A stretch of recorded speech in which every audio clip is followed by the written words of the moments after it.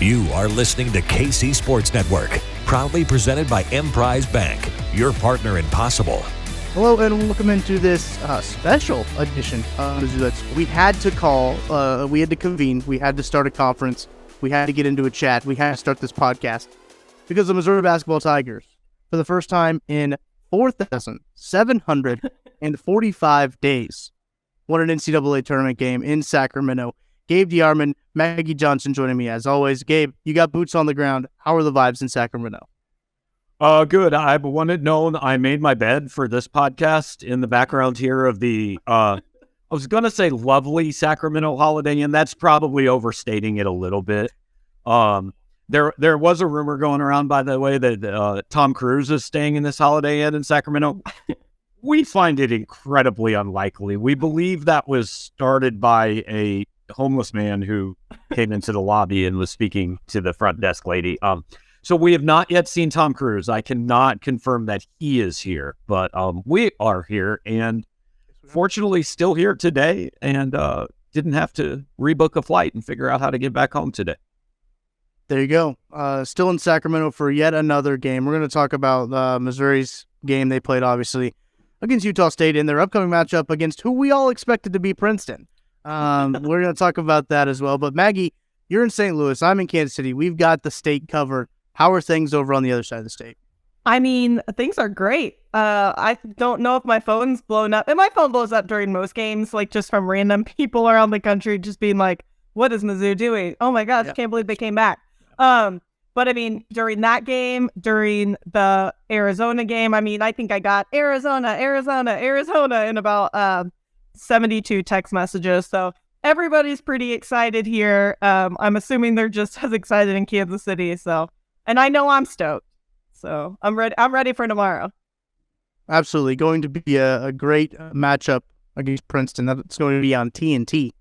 So if you do get that channel, you can catch it there at 5:10 p.m. Central Time. Before we hopped on the podcast, we were also talking about time zones and how the Pacific time zone is the absolute worst time zone ever invented by human beings. Gabe, your thoughts? It is. I've been here 3 days and I can't get used to it. Like I woke up Wednesday morning and I texted my wife. I said, I don't know what time it is and I don't know what day it is. Like I normally in Central Time will go to bed about 10 o'clock and all that. Out here, I go into bed at like 10 o'clock, but it seems like the middle of the night, and then by the time I wake up, I'm like, I can't process that it's already, 8:30 or 9 o'clock back home. I don't know. I think I'm getting dumber as I get older because I used to understand time zones, but I didn't spend time in different ones. So maybe that was the deal. Well, I think it's kind of wild that they make players play games before 11 a.m. local time. Like their game was at 10:40 yesterday. And I just think that's just kind of wild to me. Not that 10:40 is, people are probably still sleeping or anything like that. But I still think that's a little bit early to be starting games. Yeah, I think I wonder if the effect wasn't as big because, like, to Missouri players, that was still kind of like 12:40, right? I mean, they probably hadn't completely. I mean, if I'm any judge, they don't even know what time it is. They were just told when to show up, and they did. But like Nick Honor brought up a good point. He was asked about that on Wednesday, and he said, "Look, we all played AAU ball. Like we'd have games at 8 o'clock, So we've done this before. It's a little bit different, but when you really thought about it, I mean, like UCLA Asheville was the last game last night, and it ended at 8:30 or 8:45 local time. So to get all four games in, you almost kind of have to start at that time because that's almost midnight on the East Coast. Like to be able to televise that game and have anybody watch it, it has to be over by then.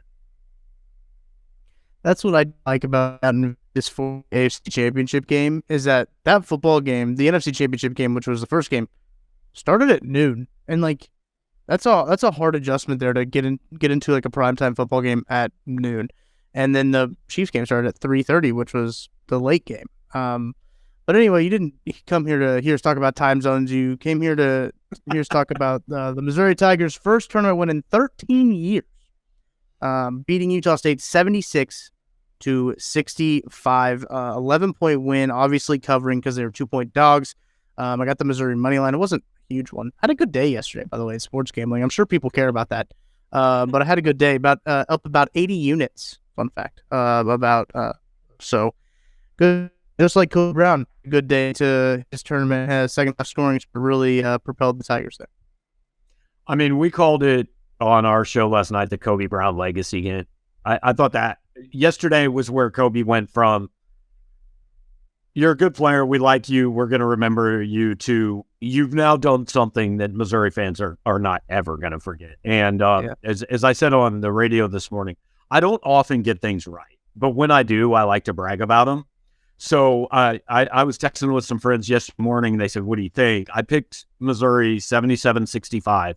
And I said, because I don't think they have anybody that can guard Kobe, and I don't think they have anybody that can guard Noah Carter, who had a huge first half. And so with 10:45 left in that game, Missouri was down 2, and I tweeted, Missouri has to run everything through Kobe Brown, right?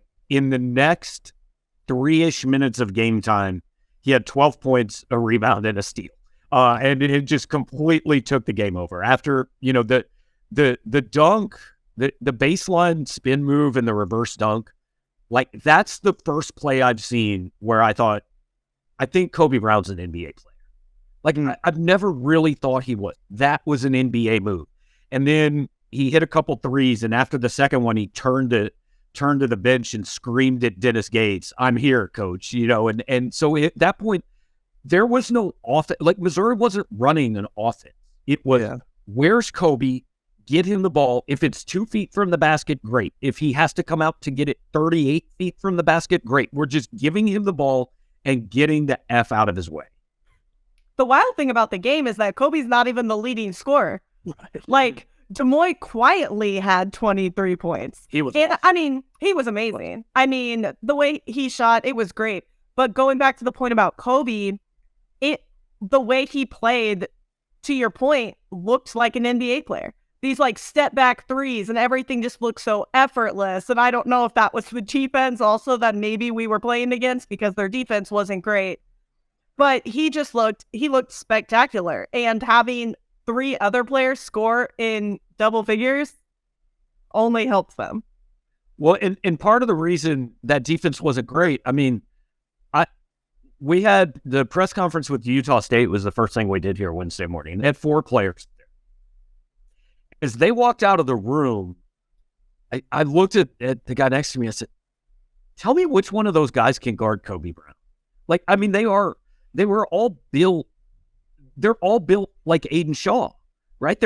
They were tall, but they're super skinny. And Aiden Shaw, I think, probably is stronger than, like, they just weren't built like guys that I thought could deal with Kobe Brown on the block. And I asked Taylor Funk, who I figured was going to be the guy that was kind of asked to mostly do it. He's 6'9", but he's mostly a jump shooter, about Kobe. And the comparison he made was a kid named Matt Bradley from San Diego State. So I looked up Matt Bradley. He's 6'4", 220. And I said, that's not like, maybe they have similar games. I'm not going to pretend to have watched Matt Bradley play, but that's 4 inches and 30 pounds. Like, and that's not the same thing. And I watched Kobe for the last 3 weeks bully SEC players. He would just he's been getting the ball and just backing them down on the block. And both him and Carter did that multiple times yesterday. Like, they're getting the ball outside the paint, 12 feet from the basket, and they're just pounding the ball into the floor and slowly backing down until they can make a shot. And I think between Des Moines Hodge and Kobe Brown, they scored 20 straight points for Mizzou in the second half. Those 2 guys. So love to see that. And we know that this team can really beat anybody and be a real challenge for anybody on when they're on, and they're obviously on. And I think this is interesting. I saw this note on the press release from Mizzou here. The 11-point win is Mizzou's largest margin of victory in the tournament since beating Memphis by 11 in 2009 in the Sweet 16. And the Tigers are 23-0 this year. To be fair, it's also their second win since then. That's true. That's true. This is a small sample size. Beating Memphis by 11, though, does sound good in 2009, because you'd still think that they were pretty decent. But again, 23-0 on the season when eclipsing 70 points.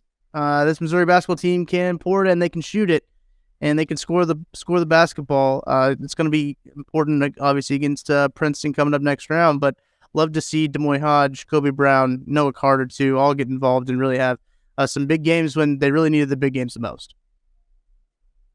I think also something we have to talk about is I think our perimeter defense looked a lot better. And granted, they missed some shots. They went 4 for 24 from 3, and they're one of the better 3-point shooting teams in the country. So that helps out a little bit. But they weren't getting as many clear looks as a lot of our SEC competition has been getting in the past month.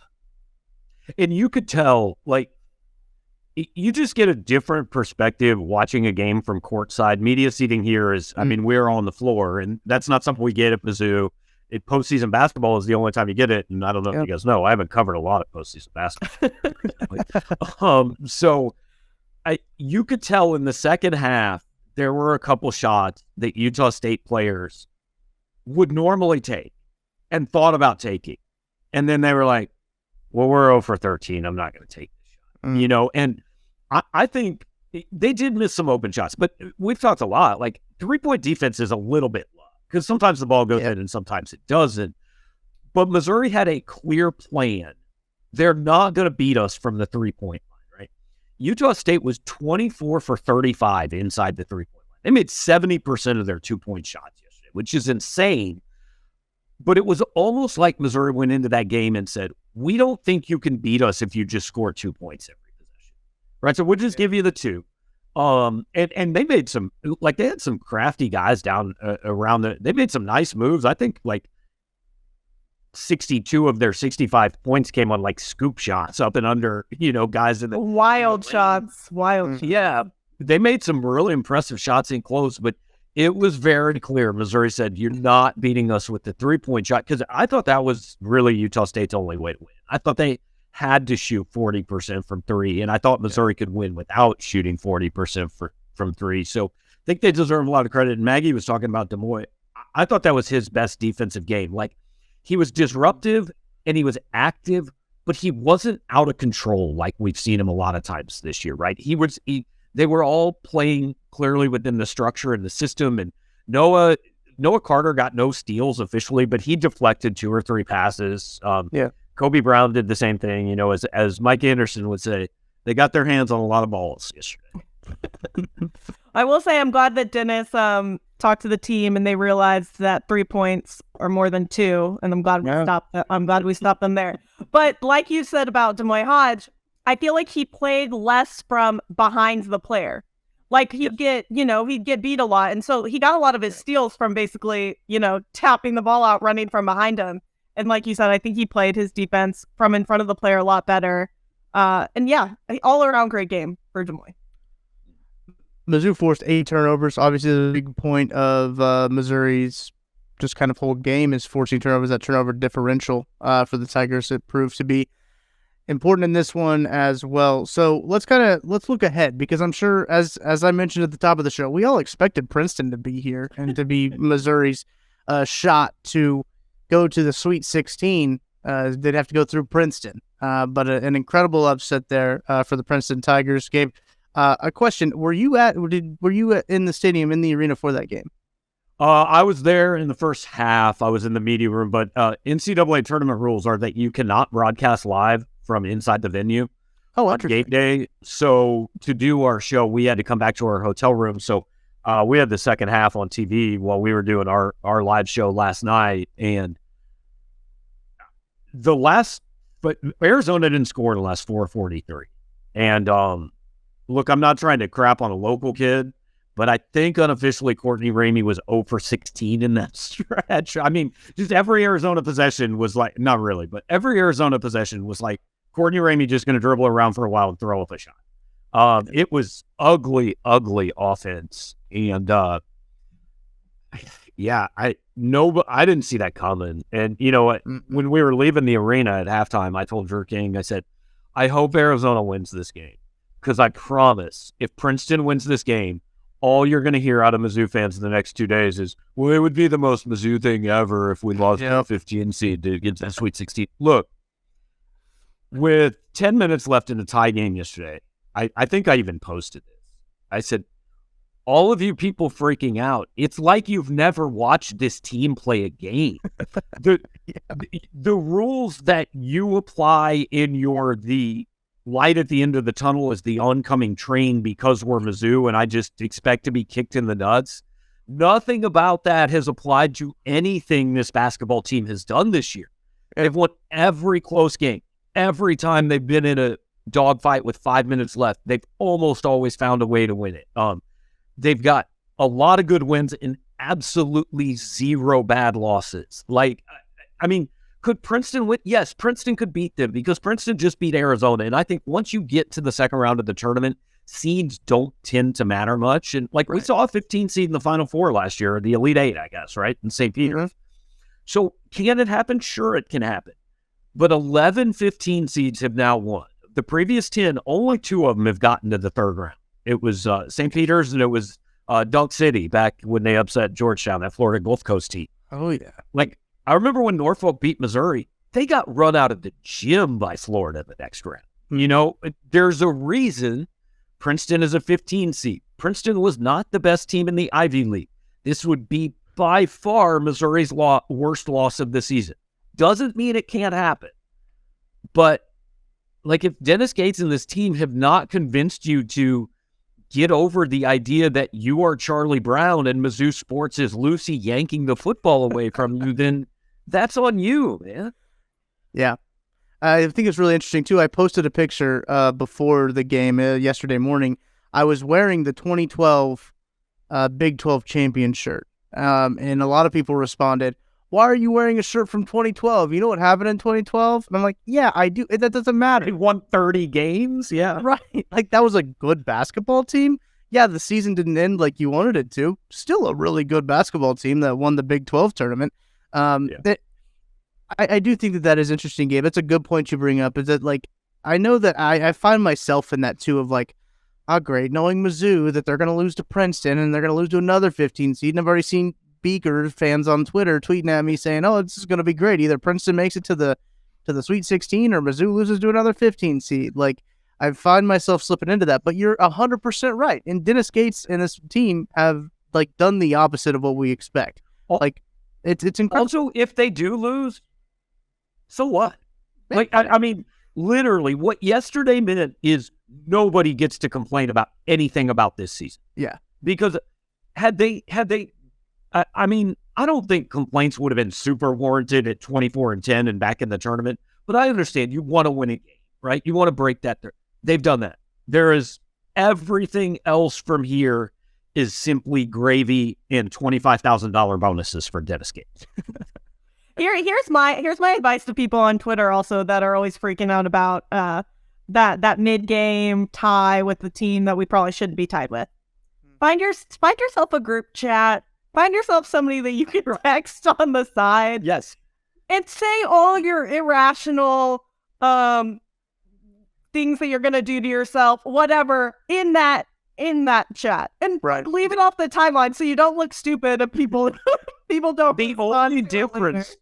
The only difference between people on Twitter or people on my message board and the rest of us is they have chosen to air their crazy sport fan feelings publicly. Right. I mean, if my text messages with friends during Chiefs games were published, like, people would think, well, you're all idiots. You have Patrick Mahomes. Why are you worried? Well, because this is what you do, right? But that's why you do it privately, because then nobody can prove you're an idiot. Exactly. And I think that's great. When Nick Honor made that 3 yesterday, I think it put Missouri up about 12. It's about, I don't know, about 2.5 minutes left. And I tweeted Nick Honor for 3, Missouri by 11, 12, whatever, game.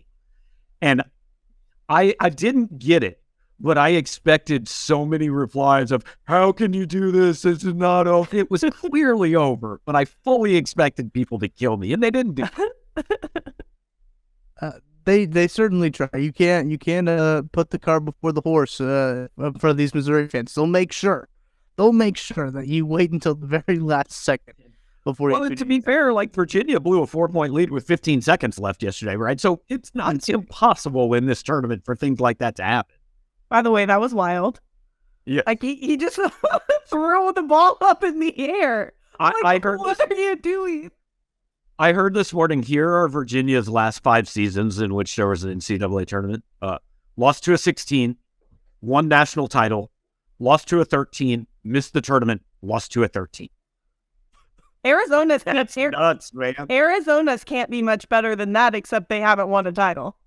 Which makes it so much worse. Arizona's the only team to lose to a 15 seed twice in the tournament. I didn't know that stat. Because they lost.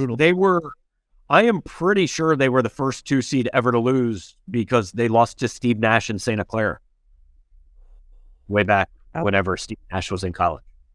Wow.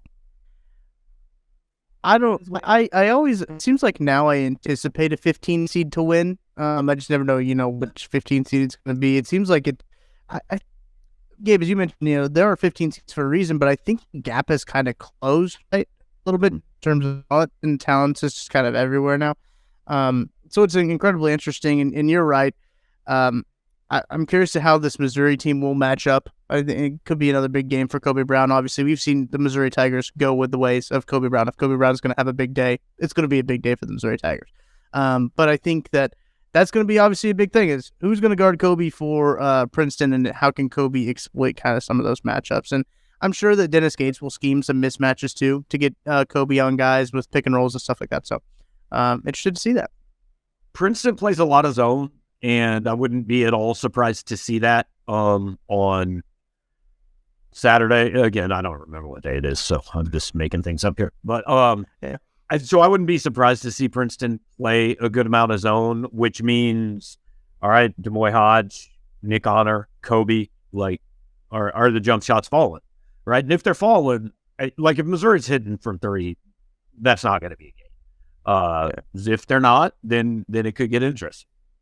I feel like yesterday a little bit in the first half of that game too. I'm kind of going backwards a little bit, but I feel like our legs looked a little tired. All of our shots were real short on the front of the rim. I don't know if anybody else realized that. I don't know if that's just a week of practice or.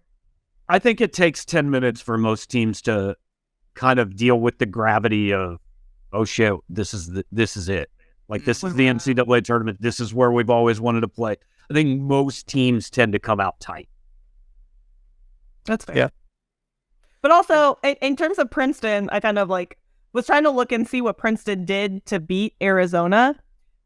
Not really a lot. They rebounded. They beat them on the rebound. They beat them on the glass, which is actually very impressive. It was only by 1 rebound, but they still did it. And they held them to only 4 made 3-pointers. I think they went. I don't know what they were. I think that game was way more about Arizona being bad than it was about Princeton being good. Yes, I mean, I'm not trying to completely dismiss Princeton. They deserve credit for winning that game. But again, Arizona scored 6 points in the last 11 minutes of that game. With the athletic advantage they had, they should have just been able to drive and make 4 layups at some point. Yeah. And Princeton shot 4 for 25 from 3 yesterday. And only went to the line 5 times. Yeah. I saw what I noticed a lot with these lower seeds, like these 15s, these 16s against the 1s and the 2s. A lot of them did employ zone defenses. The one I do remember, whoever Houston played, I can't remember. Northern Kentucky, I think they came out in a zone. And you would have thought that Houston had never seen a zone defense before in their life, the way that they kind of reacted to it. So it will be interesting to see if they do come out in zone. Princeton does come out in zone against Missouri. And if they do, got to be hitting from 3 to make them come out of that zone. And the way you beat a zone is to put your power forward at the top of the key at the free throw line and have him be a good passer, right? Kobe Brown's a really good passer. He made one really bad one yesterday, but overall he's a good passer. Noah Carter's a pretty good passer. So I think Missouri will work a lot on that over the next 24 hours. The one concern I would have about Princeton is this. In this tournament, the way you get beat is to do exactly what Arizona and Virginia did yesterday, which is to not put that other team away in the first 35 minutes, right? To let them still think they have a chance. And then some weird stuff happens at the end.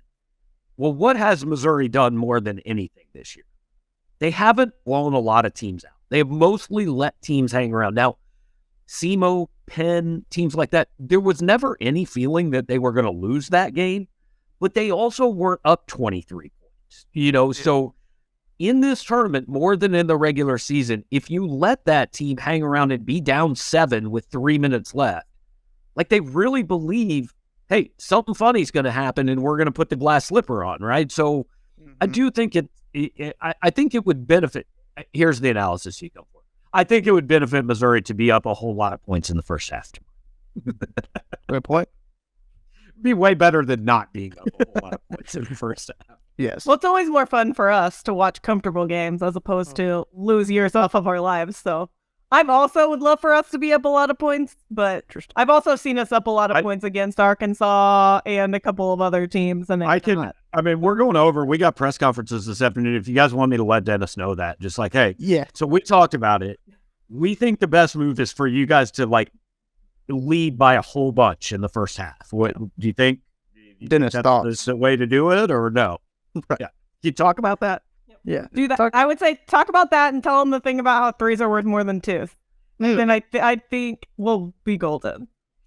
Groundbreaking basketball analysis podcast. That's why you tune in here to Mizzou That's Who to get all this analysis. But I was curious as you were talking, Gabe, because you were talking about how Penn is another Ivy League team that they kind of let hang around. But with Princeton, I was like, I wonder what that line is. I wonder what that line's going to be. It's 6.5 in favor of the Missouri Tigers. Over under set at 149.5, which I might take the over on that. Yeah, I think. 75. That's also pretty high considering Princeton's game yesterday had 114 points total. That's fair, but Missouri's got to score at least 70 to win a basketball game, apparently. So that's going to factor into my decision making. I was going to look at the first half or the team total. But I'll find that. But 6.5 points. Your thoughts on kind of that line? I mean, that's a pretty sizable line, right? The 116s are I know Kansas was favored by 21 yesterday, I think. But once you get into you're talking there's only 32 teams left. The 6.5 point line is fairly significant. Like yesterday, neither team had led by more than 6 points in that game until less than 3 minutes. So Missouri never trailed by more than 2, but also never led by more than 6 until they went on that big push at the under 4 timeout. So, and also weird things happened. Like Missouri had a 15-point lead and then basically just didn't play the last 79 seconds, right? It ended up only winning by 11. So 6.5 could very well mean, hey, you were up 12 and Princeton hit 2 threes when you didn't care in the last 40 seconds, which is what happened in a lot of the Penn game, the SEMO game. Some of those games, Missouri's like, oh, cool, we're up 19. Let's just shut it down here with 90 seconds left. And all of a sudden, the other team went on an 11-2 run and made it look close, but it wasn't close. Right. I think that's even what happened in the Kentucky game. I think we ended up winning by 14, but had been up over 20. I mean, take your garbage points, I guess. Missouri was a very bad team in garbage time this year. Yeah. And also, a lot of times when they were in garbage time, they were on the receiving end of garbage time. So they now again, yes. Yes, they were getting blown out. A couple fun facts I have for you guys. And if you're going to go place your bets here, if you're in the legal betting state of Kansas, California, not a legal gambling state. Illinois, Iowa, Indiana, wherever you are in a legal gambling state. Missouri has won 13 of its last 14 games against non-con opponents. And Missouri's also won the first half in 10 of its last 12 games against non-con opponents. So some interesting tidbit of nuggets there for you if you are looking to dabble with this Missouri Tigers. Taking on the Princeton Tigers in the round of 32, the South region. Before we get out of here, Gabe, I want to kind of get your final thoughts on the Sacramento, the city itself. No, I'm just kidding. The tournament experience out there and kind of the Missouri Tigers moving forward. I mean, honestly, I've forgotten how much fun it is to cover the NCAA tournament. The last one I covered was 5 years ago because the 2021 tournament was the COVID one in Indianapolis or 2020, whatever it was. And Mitchell Forty went there for us. I didn't go to that because interviews were on Zoom and stuff, and it was kind of stupid to even be there. But it has been because like you get to sit literally courtside. So the give and go from Hodge to Noah Carter that I understand you guys apparently never saw, that the TV missed, but it was a sideline out of bounds play, and like I'm 8 to 10 feet from Demoy Hodge, and so I get to hear him. He's going Noah before the inbounds pass, and so I asked both those guys after the game, like, what happened there, and they're like, it's a play that we have in and we've tried to run all year, and it's never really been open. So Demoy saw me, and he's like, hey, I'm trying to tell you what we're doing without telling you what we're doing. And they executed it perfectly. It was a dunk for Hodge that it was, I thought, kind of the key play of the game. So you get stuff like that. You get to go in the locker room and talk to these guys afterwards. I mean, got to talk to Trey Gomillion, talk to Caleb Brown after the game, and I said, I know you've seen Kobe like hot and take over games, but have you ever seen it quite like that? And I don't believe it. This story is true, but I'm going to choose to believe it. He said in a sub-regional game in high school, his team, he thought, scored 48 points and Kobe had 45 of them.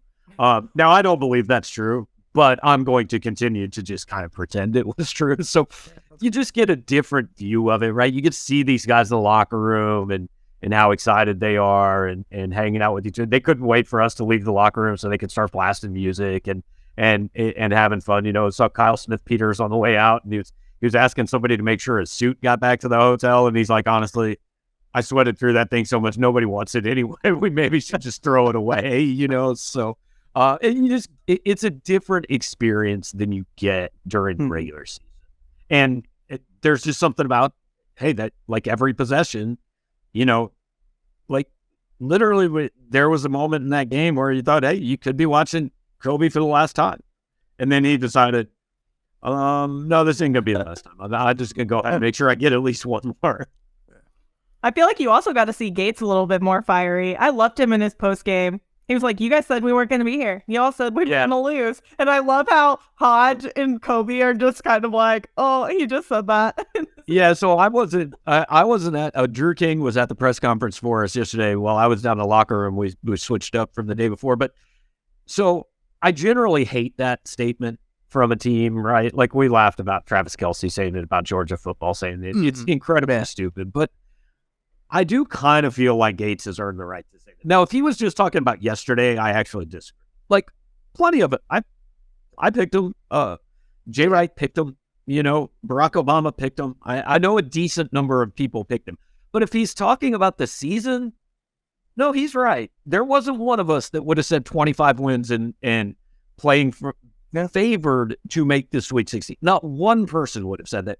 And I honestly don't even think Dennis would have said that if you would have asked him and he was being truthful with you. But he gets the right to kind of say, double birds, guys, we're here, and you thought we sucked. Well, Vegas didn't pick us yesterday either, mind you. Which takes me back to, were we an underdog? Are you an underdog? Yeah. If you're an underdog if Vegas picks you as an underdog, right? Mm-hmm. Because that was like a conversation I had yesterday with some people is, are you an underdog based on your seed or are you underdog based on the spread? So how, though, like this team has used that all year, right? And they should have. There's zero chance they can use it today. Like Dennis Gates cannot sit up there and tell us, nobody expects us to win this. No, literally everybody expects. So how they react to that is actually kind of a big thing, right? I mean, they probably will find something, right? They will find some Princeton student who has posted on Instagram that Missouri sucks and use that to convince themselves that nobody believes they're going to win. But they're in a situation they really haven't been in much. A good situation to be in. I'll take it. I'll take the situation. Being favored to go to the Sweet 16 for the first time since 2009, right? Is that what it would have been? 2000. Would have been 09, yeah. Yeah, that team went to the Elite Eight. That'd be pretty sweet if Missouri could do that again. I'll say that. And that's another groundbreaking analysis. Be cool if your favorite university basketball team goes to the Elite Eight. Oh, you want to know? I have a fun fact too that I saw on I saw it on TikTok. That no team in top 10 in efficiency and outside of the top 100 in defensive efficiency. So sorry, top 10 offensive efficiency outside of the top 100 in defensive efficiency has ever made the Sweet 16. Is that right? Yep. I will share that TikTok with you guys Wow. later. But yeah, no team that inside the top 10 offensive efficiency and outside of the top 100 in defensive efficiency. Unless they're making it up, I'm just trusting. Which is certainly possible. It's kind of like the Caleb Brown thing. Let's just believe it, man. Somebody said it. I mean, I'll be the first. I'm fine with it. Yeah. Well, more fun to believe it than to not believe it, right? Well, Missouri has a shot to go to the Sweet 16, Maggie, as you mentioned, Saturday, 5:10 p.m. Central Time at the Golden One Center in Sacramento, California. Kings are rolling, by the way. The Kings, there's a buzz around Sacramento for that Sacramento Kings team. We were out to dinner on, I guess it was Thursday night when they beat Wednesday night, and they beat the Bulls in a close game, and like the entire restaurant went nuts, and we were like, oh, I guess the Kings just, like, I legitimately, before Drew told me a couple days ago, I could not have named one Sacramento King. I think Ben McLemore was the last Sacramento King I knew, so, They're good. They're good again, which is Apparently. strange, but like, I shouldn't say again. They're good for the first time, I think, ever in the history of the franchise, which is a very bizarre thing to see them be betting favorites on a lot of these sites for some things. But all right, let's wrap up here, Gabe. I don't want to take up much of your time. Obviously, gotta get to Dennis. Got a hot date with Dennis that you gotta get to. We don't want to hold you up here with that. Yeah, we don't have stuff till afternoon, which that's go a long way away here. But yeah, plenty more coming from here, and I assume we will get back together on Monday. I am just going to go ahead and say, I think a couple of days before I take off for Louisville, Kentucky, but we'll wait and see. There you go. I'm with you. Maggie, I assume that you think the Missouri Tigers are going to the Sweet 16? Yeah, I'm taking Mizzou. We took Mizzou last week. I think all three of us picked Mizzou last week. I have no reason not to pick them this week. Right. They played great the other day. They're playing a team that they should be able to easily beat. It's March Madness. You never know. But there's no reason for me not to pick Mizzou in this game. Got hot at the right time. That's really what all the tournament stuff is, getting hot at the right time. Getting that 4 seed, I think, was a big momentum builder for them in that SEC tournament to now then get into this tournament. So super excited for Saturday, 5:10 p.m. Central Time. They're going to be playing Princeton in the second round with a shot to go to the Sweet 16. Close Pandora's box, possibly. You could do one of those close Pandora's box moments by beating another 15 seed. We'll see. But we will be back on Monday, as Gabe mentioned, recapping this game, talking about, hopefully, another Missouri Tigers basketball game. So until then, we'll talk to you later. Thanks for watching this production of KC Sports Network, the fastest growing sports media network in Kansas City. Check out these videos that feature our team of more than 15 former players, insiders, and analysts, bringing you the best Chiefs coverage you can find. Entertain, educate, inform. KC Sports Network.